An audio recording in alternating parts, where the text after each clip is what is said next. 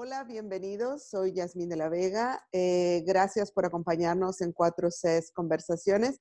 Hoy me acompaña un amigo muy querido, alguien a quien realmente respeto muchísimo a modo intelectual y con quien siempre tengo conversaciones muy ricas y que siempre siento que termino aprendiendo muchas cosas.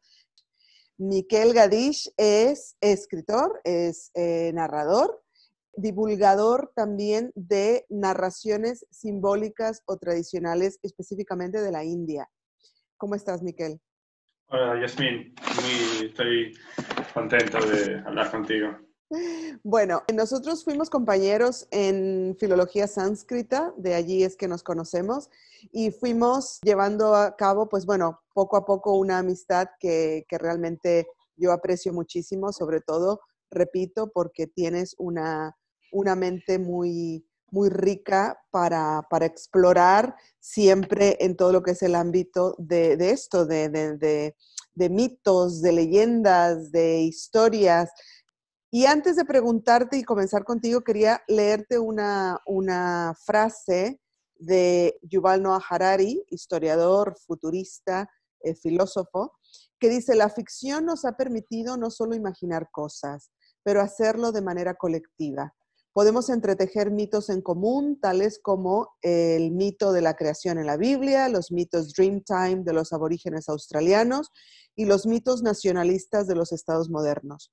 Tales mitos le dan a Sapiens, nuestra especie, la habilidad sin precedentes de colaborar flexiblemente en grandes grupos. Y te pregunto, Miquel, ¿por qué te ha interesado esta forma de comunicación? Pues es parecido a lo que has dicho de Yuval Noah Harari, por un interés en el lenguaje, que me llevó a estudiar filología hebrea, pero siempre buscaba entender cómo comunicaba el humano. Y desde ahí un interés en las religiones desde fuera, porque mi educación es 100% atea, pero hijo de ateos convencidos, me interesaba mucho la religión como algo que siempre ha estado, y me preguntaba si es mentira, como me han enseñado. Igualmente, ¿de qué sirve a la humanidad? Porque la humanidad sigue relacionada con eso. Y el interés en el nacionalismo como mito, como narración, fue un poco el estudiar el lenguaje, las diferentes maneras de explicarse el mundo. Me fue interesando un poco la visión de que todos son narraciones, todos son opiniones, pero a la vez hay una verdad, pero esa verdad tiene diferentes maneras de explicarse. Y un poco lo académico a mí no lo critico, pero a mí no me satisfacía. Siempre me quedaba con que, bueno, estamos, como diría yo, como apegados a un tipo de una manera de explicar las cosas que no es la única. Y cuando, bueno, como tú dices, estudiando sánscrito, que es donde te conocí, llegué a los mitos de la India, en concreto a Ramayana, y vi que en una narración podían entrelazar política, ética, también misticismo, o sea, esas preguntas sobre qué hay más allá de lo que entendemos, y de una manera poética y entretenida, que no era ni un discurso como una lección, pero a la vez era tan profundo que lo contenía todo. Bueno, eso me fascinó y ahí empecé a investigar esto y a compartirlo oralmente, porque me parecía que esas historias están hechas para contarse de esta manera y que el hecho de que la cuente una persona y estar delante de esa persona, poderle preguntar y que sea inmediato y directo, hace que se cree ese contacto humano, que es muy especial, que abre muchas puertas que con el tiempo solo he ido, cada vez lo disfruto más y cada vez veo más cosas más interesantes que ofrece este acercamiento. Bueno, efectivamente, como tú dices, leyendas y mitos terminan forjando un pensamiento colectivo que pasa a la religión, si bien perfectamente aquí no estamos interesados en hablar de religión, pero sí en que estos mitos desprenden lo que es la experiencia personal, ¿no? Y cómo se forma en el pensamiento colectivo, en este caso de India. En Occidente pues tenemos la mitología griega y la mitología cristiana o judio-cristiana. Todas terminan tratando de lo mismo, que es la experiencia humana, que es la experiencia del amor, que es la experiencia de la incertidumbre, que es la experiencia de la muerte. En este podcast en particular, pues estamos interesados en poder hablar de temas que terminan siendo tabús o que se terminan encajonando únicamente en el ámbito o de la religión o de cierto sector comercial, ¿no? Como puede ser funerario, pero que a mí me interesa mucho que podamos llegar a tener un diálogo mucho más fluido alrededor de temas que creemos que no nos corresponden cuando al final somos nosotros quienes lo vivimos. ¿Cómo se entreteje en lo que es el pensamiento panindio, ¿no? Porque esto no solamente termina estando en un tipo de tradición, sino que, por ejemplo, hay tantas versiones del Ramayana y tantas versiones de estos mitos y de estas historias que terminan siendo parte de otros grupos de religiosos, ¿no? O tradicionales. Tú hablas de la poética, hablas de la capacidad de poder ir más allá y profundizar un poco con respecto a no solamente quedarnos en lo que es la experiencia de piel, ¿no? Sino de preguntarnos hacia dónde lleva, que al final creo yo que es lo que nos enriquece, no tanto encontrar una respuesta final, sino dejar preguntas en abierto. Yo creo que crecemos cuando tenemos continua, cuando sabemos que no sabemos, ¿no? Cuando sabemos que hay mucho más por investigar. Sí, sí, es eso. Bueno, primero, para mí, yo diría que es importante tomar conciencia de que casi todo lo que compartimos son mitos. También, digamos que la visión científica en sí parte de eso, de que no sabemos y que investigamos. La ciencia no determina nada, solo propone propuestas para investigar el mundo que es desconocido. Cuando empezamos a decir la ciencia dice esto y es así, eso es pseudociencia, técnicamente ya no es ciencia, porque lo científico es decir, yo no lo sé, lo investigo. Si digo esto, yo sé lo que es, ya estás entrando en el campo del fanatismo un poco, con lo que sé. Entonces, si hablas de las preguntas de la vida, de dónde venimos y a dónde vamos, lo único que sabemos es que no lo sabemos. Lo que pasa es que no nos satisface eso y no ayuda, sobre todo no en situaciones de dolor. Y el ser humano necesita tener un discurso que vaya más allá de lo que conoce. Entonces, todos compartimos una narrativa sobre lo que no conocemos. Y para no entrar ya directamente en el tema que propones en este podcast, que es serio, y por respeto a los que están pasando quizá ahora mismo algún tipo de dolor de este tipo, no vamos a entrar con frivolidad directamente en eso, pero para poner un ejemplo, el amor mismo, nosotros no sabemos qué es el amor, no sabemos qué significa encontrarse con alguien, pero hablamos mucho de eso, porque tenemos la necesidad de hablar de eso y decimos cosas porque, bueno, porque nos satisfacen. Pues eso es el mito, eso es la narración mitológica y simbólica. Y después te permite entrar en espacios donde no sabes, pero sí que puedes hablar de eso y compartir ese desconocimiento, pero desde un lugar que no es el del derrotismo, sino de la energía vital, de la apertura. Y bueno, es sobre todo útil para casos traumáticos, ¿no? Como los que estamos hablando. Claro, ahora que estamos viviendo en colectivo este dolor de la pandemia del COVID-19, en el que estamos hablando de la muerte que ocurre cada día y le ocurre nos va a ocurrir a todos en algún momento u otro, pero que parece que lo estamos viviendo en altavoces. Aún así, casi que preferimos hablar del confinamiento y preferimos hablar de todas aquellas entidades o grupos a los que queremos ser responsables de esto, pero hay una necesidad de ser responsables de lo que estamos sintiendo en este momento. Hay una necesidad de contarnos qué creemos sobre la muerte, qué creemos sobre la pérdida, qué creemos sobre el riesgo, qué creemos sobre la enfermedad y la decadencia. Y por eso es que me ha interesado tanto poder hablar contigo. ¿Qué nos dicen los mitos de la India o lo que tú más te has especializado, que es el Ramayana o el Mahabharata, ¿no? Estas dos grandes historias y que le dan tanta forma al pensamiento de la India.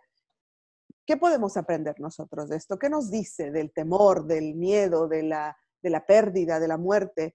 Cuéntanos alguna historia que pudiese empezar a darnos luz sobre este pensamiento, que al final es humano, o sea, no es que es otro lenguaje con otra cultura, otra tradición, pero al final siguen siendo las mismas emociones.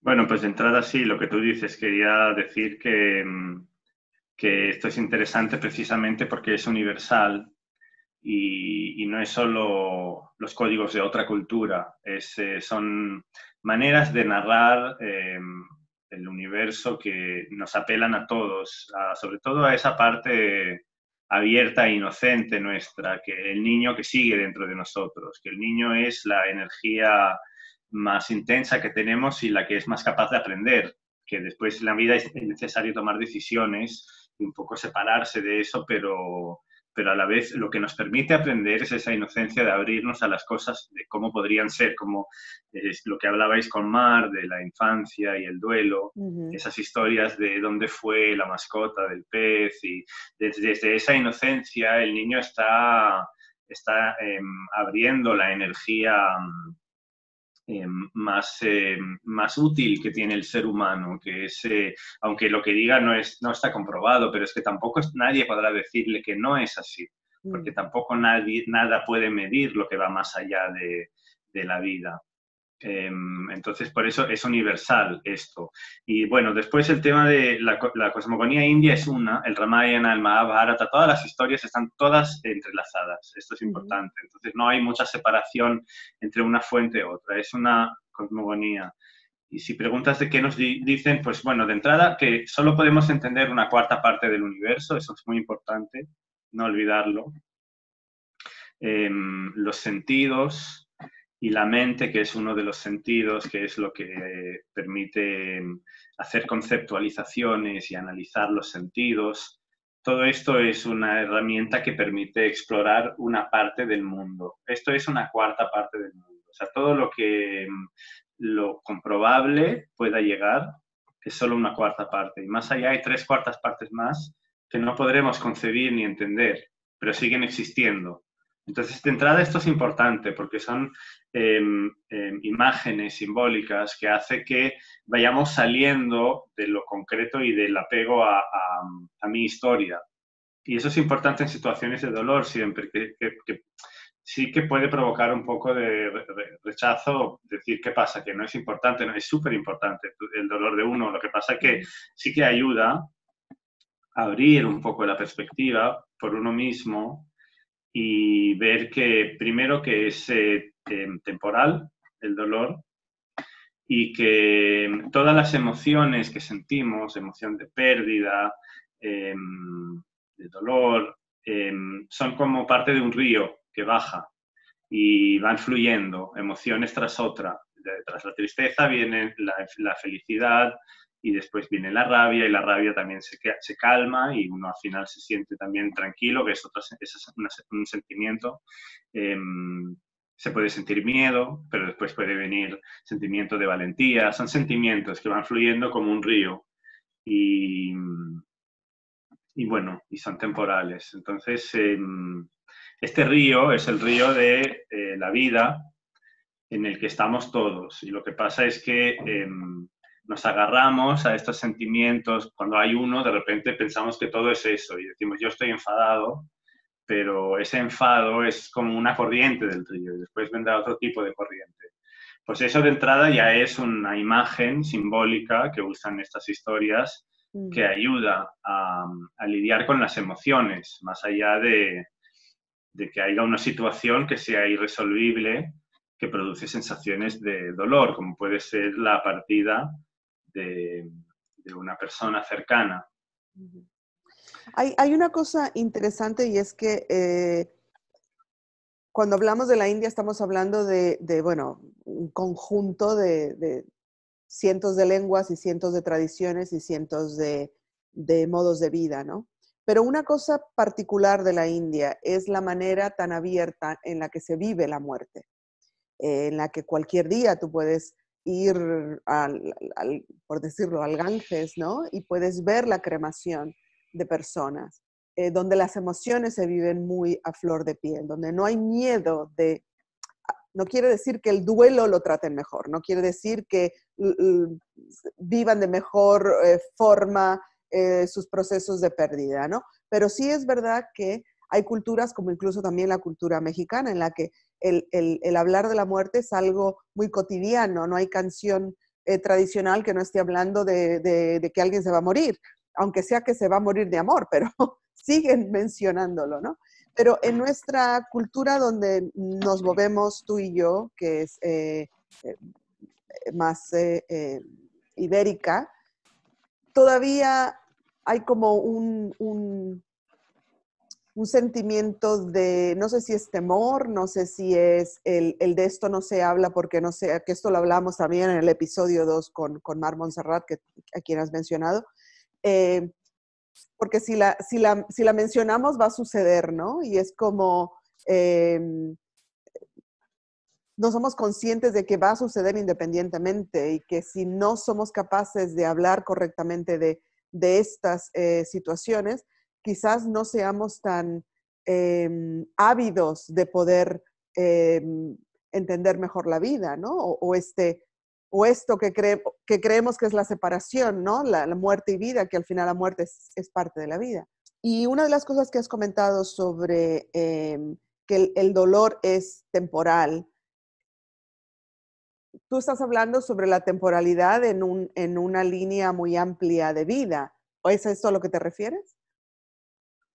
Estaba hablando de la emoción, de que incluso una persona alguien que está muy dañado, no es necesario que todo el rato esté sufriendo, que hay otras emociones que también están.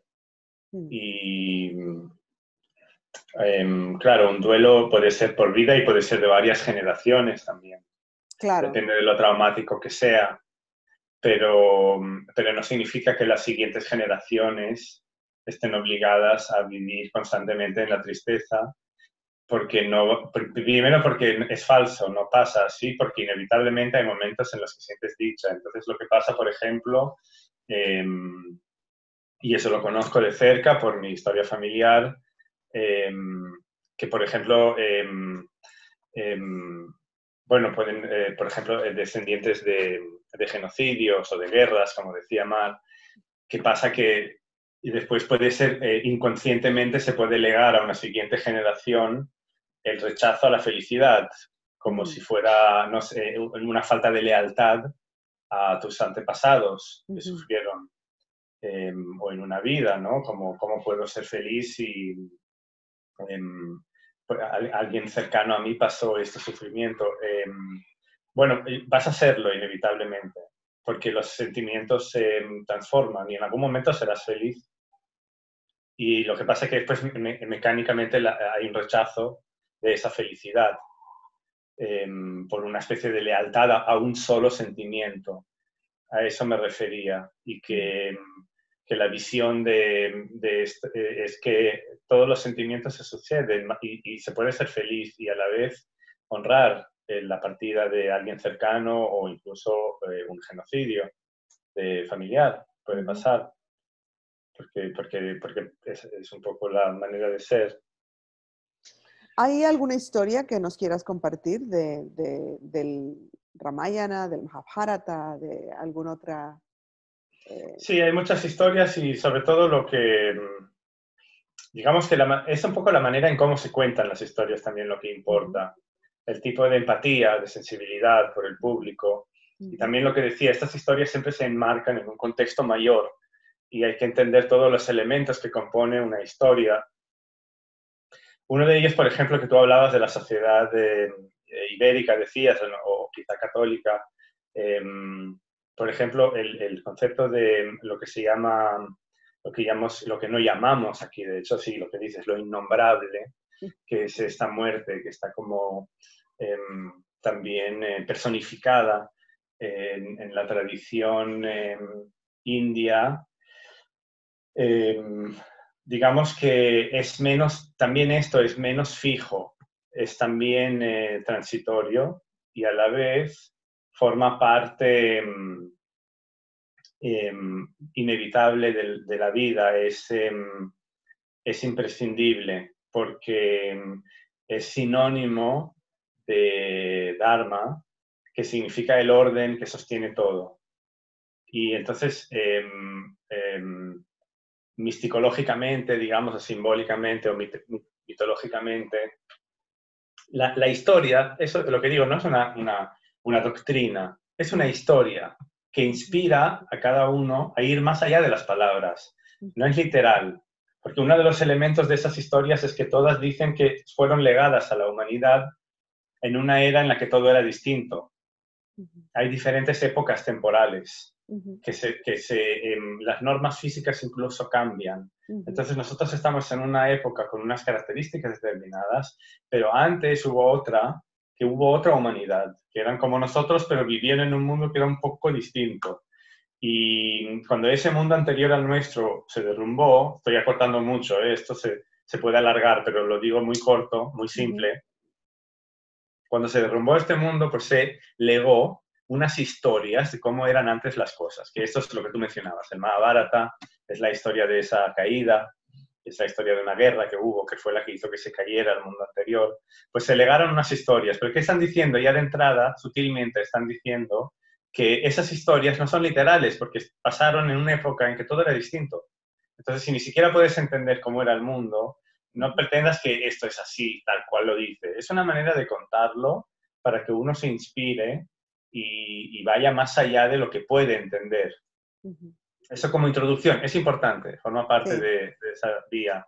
Pues la explicación es que todo está unido, todo es uno, y este uno se separa en un momento en la dualidad de luz y oscuridad o masculino-femenino, y ahí empieza a expandirse en todas las direcciones, a desplegarse como 1000 pétalos, miles de pétalos. Cada pétalo es un pliegue de la realidad.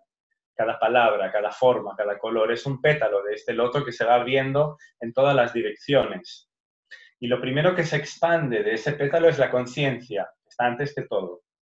La conciencia es, las estrellas en el cielo son puntos de conciencia, eso emana todo. Y la conciencia es una luz que brilla, y el brillo de esta luz son lo que llamamos dioses. Los deva, los brillantes, son los hijos de la conciencia. Antes estaba la conciencia que los dioses. Ellos son servidores de la conciencia. Y esos dioses, los devas, son una familia, cada uno tiene su función, y es un linaje, y el último en nacer es el que llamamos Sol. Y era muy feo, el Sol. Bueno, es feo, lo que pasa es que no lo vemos. Y es tan feo que todos los devas lo dejaron atrás y se fueron. Ellos encontraron en el mundo, en el universo, los senderos hacia la inmortalidad. Y por ello se fueron y dejaron al Sol a cuidar del plano material. Y ahí se quedó. Y entonces el arquitecto de los dioses hizo un filtro entre el Sol y la Tierra para que no asustara a los habitantes de la Tierra. Porque si nosotros miráramos y viéramos el Sol como es, nos caeríamos al suelo, a lo mejor no querríamos ni vivir.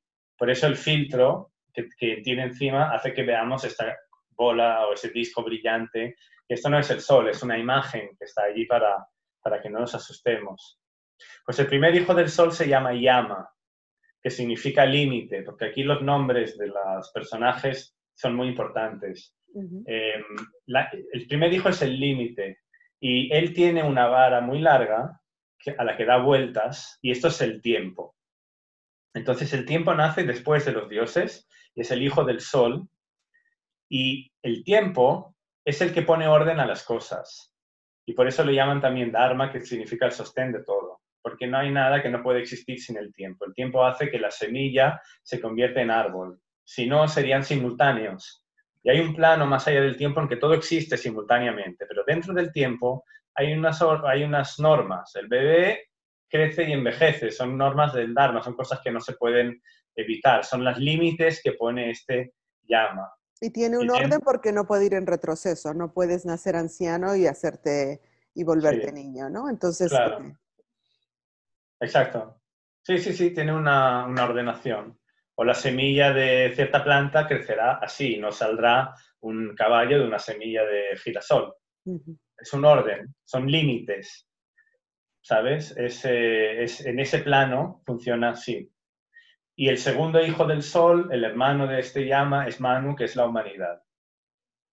Entonces nosotros somos el nacimiento más importante del universo, porque no somos solo el cuerpo, somos un nacimiento que conecta a todos los mundos. Los dioses dependen de la humanidad, porque los humanos, a través de los sacrificios, alimentan a los dioses. Entonces no podrían existir si no hubiera humanidad.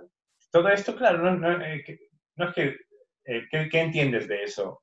Solo te inspira, primero, a lo importante de ser humano, lo importante de nacer.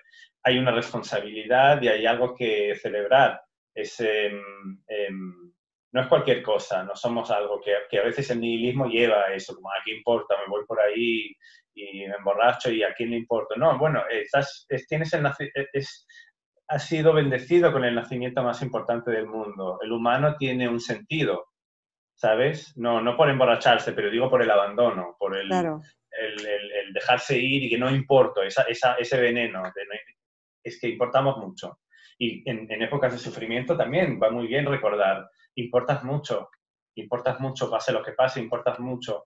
Y bueno, entonces la vida viene desde el origen, todo es vida. Todo es vida, lo único que en el plano material, como Yama va poniendo estos límites, pues el cuerpo tiene un proceso de envejecimiento o unas normas físicas, porque si se transgreden, el cuerpo deja de funcionar, pero la vida continúa.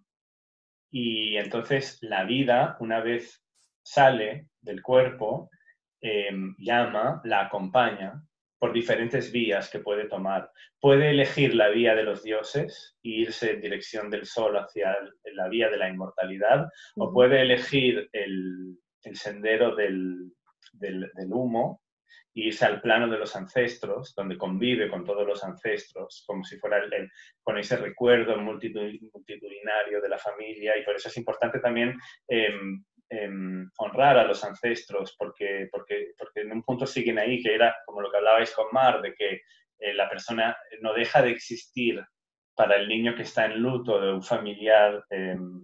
Y claro, continúa siendo su X, lo que sea, o sea, continúa claro, siendo tu amigo, tu hermano, aun si no está en la tierra, claro. pero desde ese plano, entre comillas. Lo digo para que parece fantástico, pero está hablando de aquí ahora, de cómo vemos las cosas. No podemos ignorar la relación con la familia, aunque también los que no están. Y desde allí puede tomar elecciones, esa energía, esa vida, y volver a entrar en un cuerpo Ujú. cuando quiera. Entonces, bueno, eso de entrada sería uno de los aspectos de esta manera de ver el mundo que, bueno, como ves, es una manera poética de describir lo que no entendemos. Al, Y sobre al todo, inicio del, perdóname que te interrumpa, al inicio del Mahabharata es que tenemos una sí, historia eh, que es un poco fuerte de escuchar, pero que volvemos a lo mismo, no es algo que está sucediendo, hay una lección detrás de ella y voy a invitarte a que la cuentes, eh, porque creo que nos lleva a una emoción que es muy necesaria, que es la emoción de la aceptación. La aceptación creo que es el inicio de un nuevo descubrimiento, ¿no? Cuando aceptamos algo podemos abrirnos a volver a tener curiosidad y volver a a la investigación, como decías tú. Si no sí, aceptamos que algo ha sucedido, eh, es imposible que sigamos adelante. no, y esa historia tiene algo pues que es muy importante, que es como lo del nacimiento humano, esta conexión con la importancia de lo que pasa y el valorar de estar vivo y de las vías de la vida. Y bueno, también había hecho esa introducción para abrir un poco la Ujú, percepción a todo lo que va mucho más allá de las palabras, lo que decimos. Y sí, es la historia del nacimiento del el abuelo de los protagonistas del Mahabharata. Todo esto son como culebrones cósmicos, interminables. Sí, sí, como dice, ¿no? Que si no está en el Mahabharata no existe, ¿no? No, no existe. Y también es divertido eso, cuando empiezas a engancharte, que no tiene fin, porque aparte cada personaje tiene su historia y se puede ir buscando. Pero para ir al grano, es un rey que llega al río Ganges, que, bueno, no es cualquier río, el Ganges baja desde los planos, el Ganges desciende desde el origen del universo por los diferentes planos y se convierte en agua en la tierra. O sea, ya también está diciendo eso que te decía, el río de las emociones, el río de la vida. El Ganges es una representación física del río de la vida. O sea, ya de entrada la historia, todos estos elementos, la introducción al principio parece larga, que hago yo, pero es que es para que empecemos a abrirnos y, bueno, no es cualquier río. O sea, está diciendo un rey que se acerca al río de la vida, al Ganges. Y resulta que sale del río una mujer, ni más ni menos, como quieras imaginártela, pero es increíble y el rey queda enamorado. ¿No? Como todos son estos mitos de la India, que son ojos de loto y senos de loto y cuerpo de loto, ¿no? Y piernas como enredaderas, Exacto, se piernas usan como mucho. enredadera. Bueno, es una relación con la sexualidad muy abierta y a la vez Claro. no pervertida. Es un equilibrio muy fino, muy bello en las historias, que no es ni pajero ni,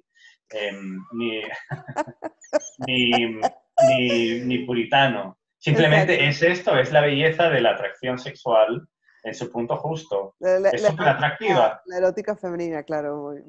Claro, sí, es erótica, pero erótica no objetivadora, es erótica, el rey también era guapísimo Claro. y era todo apuesto bueno, esta mujer sale del agua y queda, bueno, fascinado.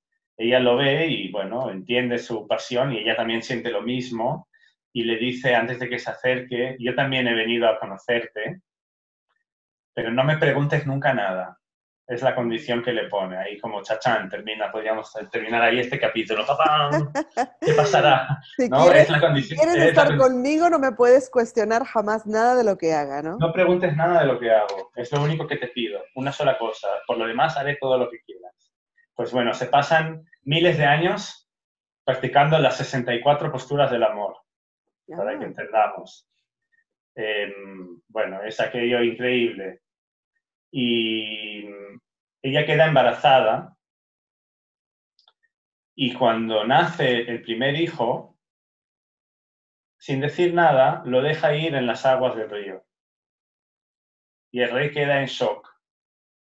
Pero está tan enamorado y está tan apasionado por ella que sabe que si le pregunta qué es lo que ha hecho, va a perderla. Claro. Sí, y no se atreve a hacerlo. Piensa que seguro que tendrá una explicación, no sabe qué hacer.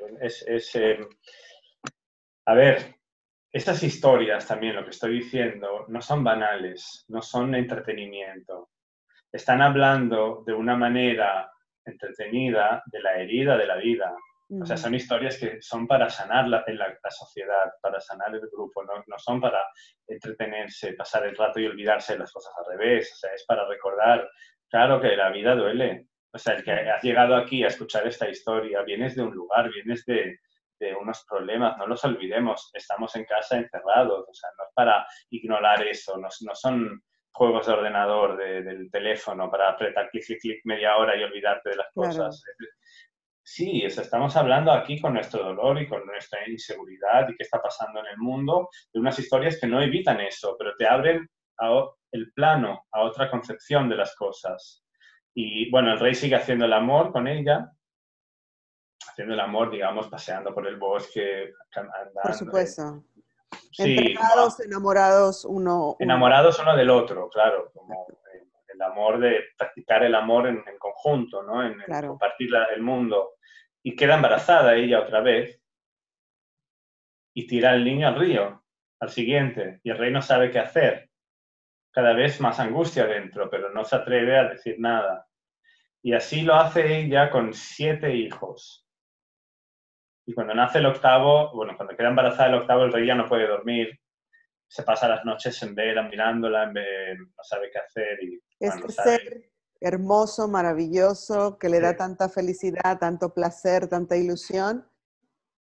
Que De no mo- sabe ni de dónde vino, salió del río. Exactamente, además, Sí. claro, Y no no conoce su nunca se lo origen. ha preguntado, Claro, porque pues si no le puede no quiere preguntar nada, perderla. claro, Sí, hay que ponerse en el contexto también. Y al claro. final, cuando nace el octavo hijo, él no puede más y le dice, por favor, antes ya sé lo que vas a hacer, pero por favor, al menos dime qué está pasando, no lo entiendo, la verdad, tengo el corazón roto. Y ella, bueno, lo mira y le dice, bueno, yo ya te lo había dicho. O sea, también ahí hay algo bonito, que es como el conocimiento hace que se transformen las cosas. Él intercambia el conocimiento por el placer. Dice, ya no Claro. vas a tener el placer de estar conmigo, pero ahora vas a saber. Yo soy el Ganges, le dice, soy el mismo río de la vida.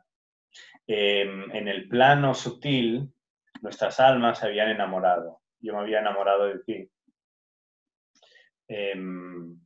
Y porque una vez en el plano sutil estaban todos los dioses y el Ganges es uno de los dioses que está allí, una diosa, está con ellos. Y también hay reyes que han ascendido allí y viven con los dioses temporalmente. Ujú, Tampoco eso es para siempre. ujú, Incluso el rol de los dioses es temporal, después se intercambian, todo claro. cambia. Y el viento hizo que se levantaran las ropas de ella y todos los dioses bajaron la mirada y él no, se quedó mirando, claro, porque estaban enamorados y se atrevió y Claro. ella no le molestó, pero los demás lo vieron con una falta de respeto y lo castigaron a nacer en el plano material. Porque este plano material es donde están los tres sufrimientos mayores, que es la confusión, el, ahora se me ha ido, la confusión, el deseo. Mm, El deseo en sí es una fuente de sufrimiento por todo el deseo insatisfecho ujú. y la furia, que es La por no furia. conseguir lo que deseas, la furia, que es un dolor para uno. Esto no lo experimentan los dioses. Por eso el nacimiento humano es más importante que el de los dioses, porque Mm, se enfrenta a eso. Los dioses viven en un plano donde no experimentan eso, pero por eso también su lugar es más monocromático, por decirlo de una manera, no sé, algo así. ujú, Va más allá de la comprensión. Y entonces lo castigaron a nacer allí, pero ella quedó enamorada de él. Y los 8 elementos, que en esa tradición son 8, porque además de la tierra, el agua, el fuego, nunca me acuerdo de los elementos, el viento, está también el éter, el elemento donde se unen todos, esos eran indivisible. los hijos. No, esos son los 8 elementos, sí, Ah, sí, sí, sí. O sea, los 8 elementos están en ese plano y lo que habían hecho los 8 elementos es que jugaron a robarle la vaca de la abundancia al sabio que la guarda. Bueno, eso cada uno tiene su historia. La vaca de la claro. abundancia, de la que desciende toda la abundancia al mundo, pues en ese plano es una vaca. Por eso las vacas son sagradas porque cada una es una representación física de la vaca original que está en otro plano, que Ujú, es de sus ubres baja la abundancia a la tierra y la cuida un sabio, uno de los mayores sabios de esta conciencia universal, Vasista se llama, que lo reconocemos en la Osa Mayor, es una de las estrellas de la Osa Mayor, él se cuida de esa vaca. Pues los elementos jugaron a escondérsela. Un día quisieron jugar, eran traviesos y fue una idea del cielo, que es uno de los elementos. ujú. Escondamos en la vaca, que se va a pensar que se la hemos robado. Y cuando lo vio, bueno, todos salieron riendo y se enfadó tanto y les dijo, ¿tanto os gusta jugar? Pues naced en el plano material. Los condena a nacer como seres humanos. Sí, a nacer, sí. Y todos empiezan a llorar y a pedirle disculpas de que era un juego y él se apiada, porque son sabios, son rishis, se llaman, se apiada y les dice, bueno, lo siento, pero ya lo he dicho, no puedo contradecir mi palabra. Mm, Pues naceréis por un momento, por un instante, y volveréis enseguida. Y entonces el Ganges, que estaba allí, dice, mira, pues yo voy a ayudar en esto, porque yo además quiero ver a este rey, que lo echo de menos. Y ella toma el rol de nacer en forma de mujer para devolverlos enseguida a su plano, que es lo que ellos quieren. O sea, ella les está ayudando. ujú. Y eso es lo que le cuenta al rey y le dice, bueno, pues si ya lo sabes, ya no me vas a ver más. Y como veo mucho que tienes ganas de vivir con ese hijo que ha nacido, pues lo dejaré contigo el octavo se queda en la Tierra. Y él reúne las cualidades de todos los elementos y además se ponen de acuerdo en que él morirá solo cuando él quiera. Él tiene esa cualidad especial. Y él tiene un rol muy importante en esa saga que es el Claro. Mahabharata, que cuenta la guerra que hizo que se cayera la era anterior. Bueno, pues este es un ejemplo que te propuse también cuando hablamos de una historia. Lo que pasa es que, bueno, hay que explicarla con sensibilidad y con una introducción. No es una doctrina, pero es una historia que yo cuando la he contado, siempre la cuento en otros contextos, siempre produce esto que a la gente le gusta mucho porque hace como un alivio. Por eso de que no es una doctrina, no te está diciendo que te creas literalmente, porque eso puede hacer enfadar. ¿Cómo que me vas a decir ahora que yo sé lo que pasa? Yo no tengo que creerme historias de niños, pero lo que propone es otra cosa. Lo que propone es entrar en esa dimensión inocente que todos todavía tenemos para recuperar simplemente la conciencia de la importancia de las cosas, de que no sabemos cómo son las cosas, que sabemos una pequeña parte, y que es importante nuestro nacimiento, es importante lo que pasó, había un destino detrás, y también ese rey tenía un destino, él tenía que cuidar de ese hijo, y entonces también el que nos hayamos quedado en la tierra también tiene una importancia. Un poco esas historias abren estos, como una visión mayor de las cosas. Eso es lo que quería decir. Pues realmente es una historia que, bueno, yo la conocía, me tocó estudiarla, estábamos obligados a aprender y a leer algunas de estas historias. Y sí tienes mucha razón cuando dices que si leemos algo como una verdad absoluta nos puede producir rechazo, porque estamos hablando aquí de un infanticidio, ¿no? Pero cuando somos capaces de entender y como este rey, ¿no? De optar por la curiosidad, y no quedarnos solamente con el entretenimiento, ¿no? de la historia, podemos ver de manera más profunda. Yo personalmente, la lección más importante que encuentro aquí es la de la aceptación. Tener la curiosidad de aprender, de descubrir, de investigar y no quedarnos solamente con el placer o la opción del placer. Si queremos hablar de la muerte, si queremos hablar del duelo, si queremos hablar de la pérdida, no necesariamente vamos a iniciar con un sentido de placer, porque todos lo hemos vivido de manera cercana o tenemos el temor de que suceda, o tenemos seres queridos, hijos, parejas que no queremos pasar por esa situación, pero si abrimos la mente a investigar, a cuestionar, a preguntar, podemos encontrar lecciones que nos lleva a lo que has ido repitiendo hasta ahora y que me gustaría dejar realmente como lección importante, y es que estamos aquí como seres humanos. Es importante, es valioso, tenemos el deber de la autorreflexión, tenemos el deber de la responsabilidad, de ser responsables de nuestras emociones, de cuestionar aquello que venimos creyendo como verdad absoluta y que a lo mejor nos encajona en un estado de tristeza o de depresión o de soledad, y atrevernos a crear nuestra realidad consciente de una manera más sana, de una manera más positiva, porque esta es la única oportunidad que tenemos, ¿no? Sé que la tradición india ha inventado el concepto de reencarnación, una de sus grandes herencias al mundo, y esto ya lo dejo al ámbito personal, lo que cada quien quiera creer, pero sí es verdad que este momento que estamos viviendo es lo único que por lo que podemos atestiguar. Hay una frase de Richard Dawkins que dice: todos vamos a morir, y esto nos hace ser los más afortunados, porque mucha gente no ha nacido, no va a morir porque no ha nacido. Entonces, hemos nacido, estamos aquí, tenemos la responsabilidad de investigar, la oportunidad de seguir siendo curiosos, de seguir siendo niños, de querer escuchar historias porque nos lleven a un estado de conciencia superior y un estado de apreciación de la vida mejor. ¿Hay algo más que nos quieras compartir, Miquel? Sé que tú haces, bueno, tienes un proyecto de performance justamente contando estas historias. Cuéntanos un poco cómo las llevas a cabo. Ahora lo estás haciendo online, supongo, ¿no? Porque no las puedes hacer presencialmente, pero son proyectos presenciales, ¿no? Sí, yo me propuse narrar el Mahabharata, es la épica más larga del mundo, es una historia de 7.000 páginas que describe precisamente esta caída de la era anterior, pero bueno, eso es simbólico, o sea, él habla de lo que es el ser humano en 7.000 páginas.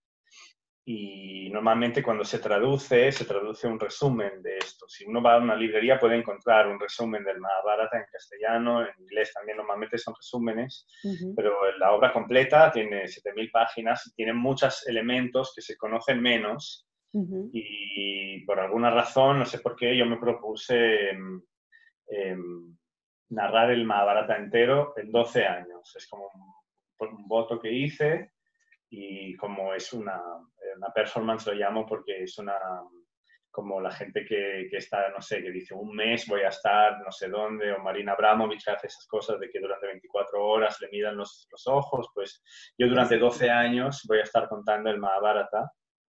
Y una de las cosas para documentarlo y que todo el mundo pueda seguirlo, y también para obligarme a estar siempre haciendo esto, es que cada 15 días publico un escrito sobre el Mahabharata en una página que se llama respirarelmahabharata.com.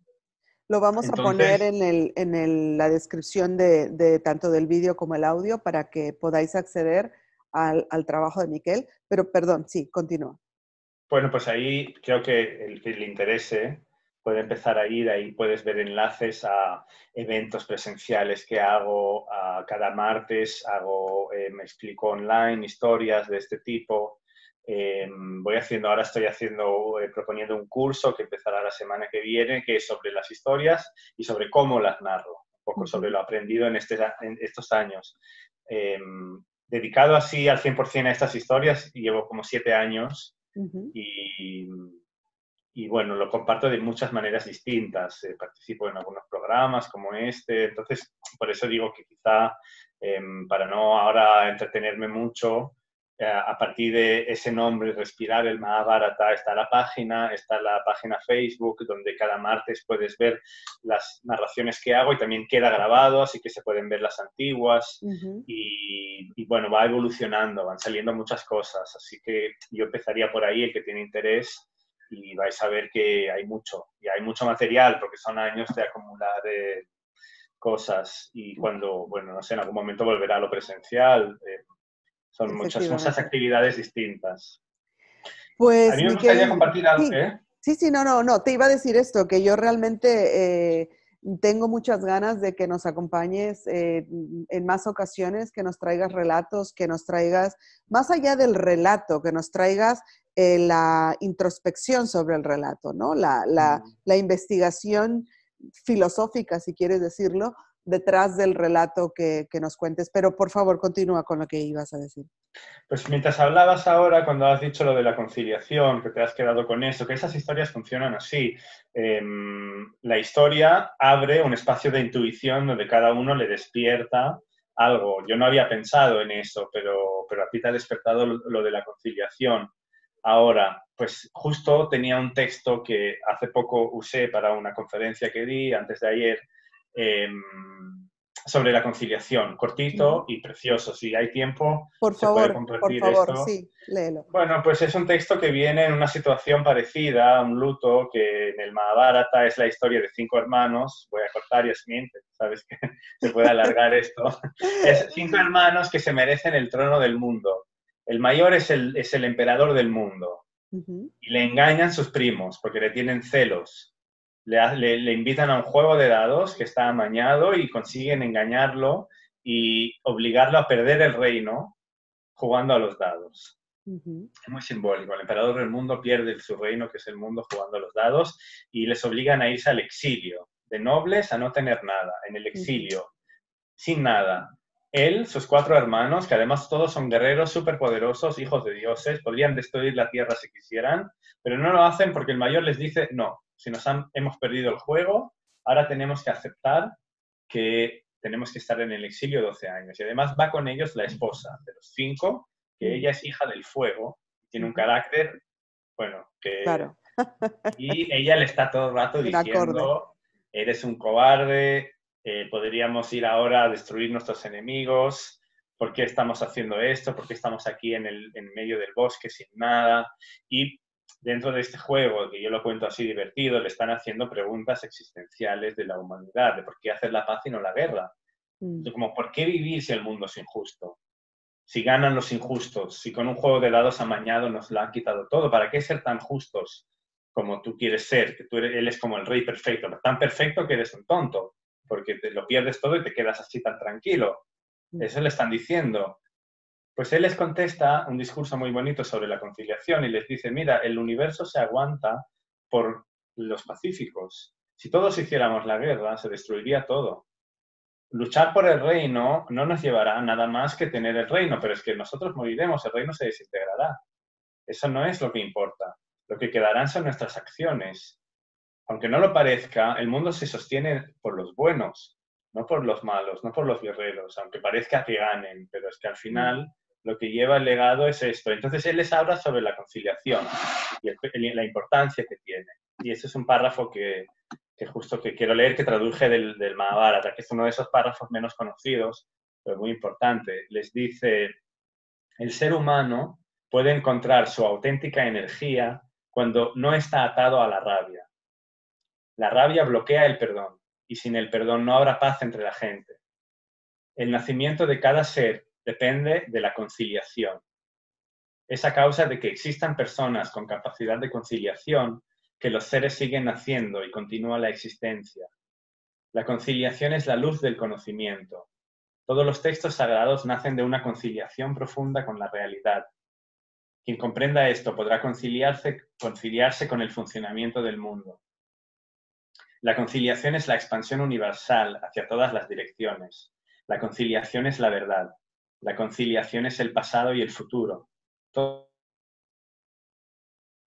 conciliación es pureza.